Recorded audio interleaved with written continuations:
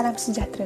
Tahukah anda, jalan untuk menjadi seorang atlet sememangnya tidak mudah?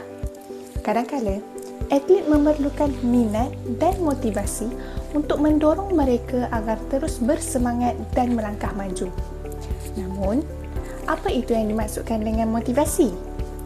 Motivasi merupakan suatu tujuan yang menjadikan seseorang individu tertarik kepada situasi tertentu. Individu yang bermotivasi akan meningkatkan usaha bagi mencapai tujuan yang diingini. Pelbagai persoalan yang akan timbul dalam diri seorang atlet sepanjang bergelar ahli sukan. Contohnya, apakah faktor yang mempengaruhi atlet untuk menceburi bidang sukan? Mengapakah mereka sanggup untuk berlatih siang dan malam tanpa mengenal erti penat dan lelah? Dan apakah yang mempengaruhi mereka untuk terus berusaha supaya kekal relevan dan berjaya dalam bidang sukan? Semua persoalan itu dapat dijawab dengan hanya satu perkataan, iaitu motivasi. Setiap atlet mempunyai jenis dan tahap motivasi yang berbeza, iaitu sama ada motivasi intrinsik ataupun motivasi ekstrinsik. Motivasi intrinsik dilahirkan daripada dalaman dan dapat dicirikan sebagai satu rasa yang gembira atau rasa puas hati sekiranya atlet tersebut dapat melakukan persembahan yang terbaik atau mencapai pencapaian yang cemerlang dalam bidang sukannya. Contoh atlet yang mempunyai motivasi intrinsik ialah Datuk Nicol Endemi. Beliau mempunyai minat yang sangat mendalam terhadap sukan squash. Dengan minatnya itu, beliau memulakan kariernya seawal usia 8 tahun dan berjaya mempertahankan gelaran nombor 1 dunianya selama 108 bulan berturut-turut. Bertentangan dengan motivasi intrinsik ialah motivasi ekstrinsik, di mana motivasi ini didorong oleh faktor luaran seperti ganjaran. Ganjaran pula terbahagi kepada dua, iaitu ganjaran nyata dan ganjaran psikologi. Gaji, allowance, insentif, pingat dan trofi merupakan contoh bagi ganjaran nyata. Manakala ganjaran psikologi melibatkan pujian, penghargaan dan penghormatan yang diperolehi jika atlet cemerlang dalam bidang sukannya. Atlet yang mempunyai motivasi ekstrinsik dikatakan mengharapkan ganjaran atas kerja kerasnya. Contohnya, walaupun dunia masih dilanda dengan pandemik COVID-19, atlet negara tetap bersemangat dan bersungguh-sungguh melakukan persiapan bagi memburu pingat di Tamasya Sukan Olimpik Tokyo 2020 yang lalu. Secara amnya, terdapat 3 jenis pandangan yang berbeza tentang cara motivasi berfungsi. Biasanya berpusatkan sifat, situasi dan juga interaksi. Pandangan berpusatkan sifat menegaskan bahawa motivasi datang dari dalam diri individu, iaitu dari segi personaliti dan juga ciri-ciri individu, bukannya dari sumber luaran. Sebagai contoh, atlet mungkin sangat kompetitif dan mempunyai keinginan untuk berjaya adalah kerana didorong oleh persaingan dengan diri mereka sendiri. Kedua, pandangan berpusatkan situasi bergantung pada keadaan dan juga persekitaran. Sebagai contoh, atlet mungkin tidak merasakan keinginan untuk bekerja keras ketika mereka bersendirian, tetapi menjadi lebih bermotivasi apabila mereka diperhatikan. Kita dapat melihat situasi ini ketika perlawanan badminton Malaysia menentang Indonesia dalam perlawanan suku akhir Piala Sudirman ketika kedua-dua negara terikat dengan kedudukan 2-2. Bergu campuran negara Hong Kong Ron Chia Yesi muncul viral selepas menang menumbangkan pasangan nombor 4 dunia dari Indonesia kerana dimotivasi dengan sokongan dari rakan sepasukannya dan motivasi bahawa lawannya adalah bergu di kedudukan terbaik dunia. Pandangan terakhir tentang motivasi yang diperakui secara meluas oleh ahli psikologi sukan ialah pandangan interaksi. Pandangan ini menggabungkan pandangan berpusatkan sifat dan juga situasi. Melalui pandangan motivasi ini, lebih mudah bagi sesetengah atlet untuk mencari motivasi dari sudut yang berbeza. Anxiety atau kebimbangan dan prestasi dalam sukan merupakan antara topik yang diminati di kalangan ahli sukan. Anxiety boleh didefinisikan sebagai tahap emosi negatif seseorang individu yang terhasil daripada perasaan gemetar, kerisauan dan ketakutan di mana ianya boleh dikaitkan dengan faktor fisiologi badan dan tingkah laku seseorang. Anxiety kebiasaannya akan menyelubungi diri atlet sebelum, semasa dan selepas sesuatu pertandingan. Rasa bimbang ini boleh hadir secara tiba-tiba dan ianya mampu untuk mempengaruhi seluruh perasaan individu tersebut.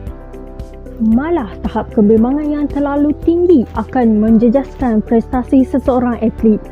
Selain menjejaskan prestasi, anxiety juga akan menyebabkan seseorang atlet hilang minat untuk menyertai pertandingan kerana merasakan ragu-ragu akan keupayaan diri sendiri untuk menghadapi tekanan.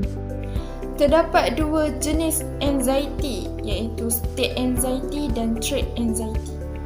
State anxiety boleh dikatakan sebagai keadaan emosi yang sementara dalam diri seseorang yang terdiri daripada perasaan bimbang, gemetar yang membuatkan peningkatan kadar denyutan jantung dan pernafasan.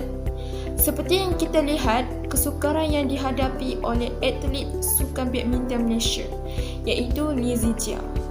Lizzie Jia pernah mengalami somatic state anxiety, iaitu terlalu gugup semasa perlawanan Sukan Olimpik Tokyo 2020 pada tahun yang lalu. Oleh kerana perasaan yang terlalu gugup menyebabkan beliau kalah dalam kejohanan tersebut. Selain itu, beliau juga mengalami cognitive state anxiety, iaitu terlalu memikirkan bahawa beliau tidak mampu untuk menghadapi pihak lawan. Seterusnya, trait anxiety. Trait anxiety juga memberi ancaman kepada atlet sukan kerana ia mempunyai kaitan dengan ciri-ciri semula jadi yang dimiliki oleh manusia seperti mengalami insomnia, kurang selera makan dan sebagainya sebelum pertandingan. Seperti yang kita tahu mengenai Datuk Lim Chong Wei, iaitu jago sukan badminton dunia. Beliau pernah mengalami insomnia dan kurang selera makan kerana menghadapi penyakit bara hidung dan terpaksa mengumumkan persaraannya dalam dunia badminton. Oleh itu, beliau terpaksa meninggalkan dunia badminton akibat faktor kesihatan yang dialaminya. Rasa cemas atau anxiety adalah hal yang normal dirasakan ketika seseorang menghadapi situasi atau mendengar berita yang menimbulkan rasa takut atau khawatir. Namun, anxiety perlu diwaspada jika muncul tanpa sebab atau sulit dikendalikan. Terutamanya para atlet yang sering bermain dengan emosi mereka semasa berada di atas padang. Terdapat banyak simptom-simptom anxiety yang boleh kita kesan terhadap seseorang atlet. Pertama sekali, mereka menunjukkan kebimbangan atau kekhawatiran yang melampau sama ada terlalu takut untuk berhadapan dengan pihak lawan atau takut terhadap kekalahan yang boleh menggugat ego atlet tersebut. Kedua, ketidakupayaan untuk menumpukan perhatian. Apabila diarah untuk menukar cara yang telah menjadi kebiasaan dalam latihan kepada cara yang tidak pernah dilakukan dalam latihan semasa pertandingan sebenar. Ketiga, kesukaran dalam membuat sesuatu keputusan. Keempat, menunjukkan keagresifan yang melampau dan akhir sekali mereka gemar untuk berkata perkara-perkara negatif terhadap diri sendiri yang mengakibatkan wujud sifat tidak percaya kepada diri untuk melakukan sesuatu perkara.